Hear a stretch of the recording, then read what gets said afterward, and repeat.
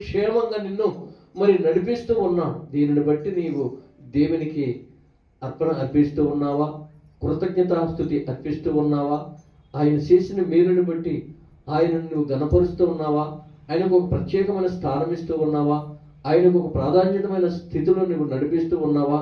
ప్రియమైన దేవుడు అంతరంగములు ఎరిగిన దేవుడు, హృదయ రహస్యాలు ఎరిగిన దేవుడు, పరిశుద్ధాత్మ దేవుడు. ఆయన అనుక్షణము కూడా మన వైపు చూస్తున్న దేవుడు. ఆయన క్షణము కూడా ఆకాశము నుండి ప్రతి మానవుడిని కూడా పరిశీలన చేస్తున్న దేవుడు.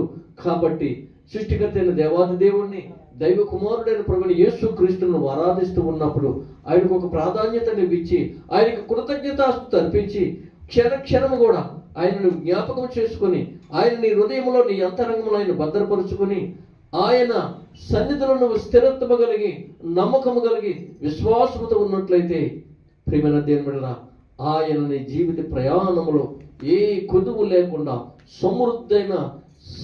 సమృద్ధైన మరి సహవాసములను నడిపించి దేవుడు నీకు ఇవ్వాల్సిన ప్రతిదీ కూడా ఆయన సమకూరుస్తూ ఉంటాడు. దేవునికి నీవు మొదట ప్రాధాన్యత ఇవ్వాలి. దేవునికి స్తోత్రం. హల్లెలూయా, హల్లెలూయా. ఎందుకంటే ఆ ప్రాధాన్యత ఏ విధంగా ఉంటుందంటే, మొదట నీవు ఆయనను ప్రార్థించేవాడుగా ఉండాలి. అలాగే నీవు ఏ ఉద్యోగం చేసినా, ఏ వ్యాపారం చేసినా దేవునికి నువ్వు కృతజ్ఞత అర్పణ అర్పించేవాడుగా ఉండాలి.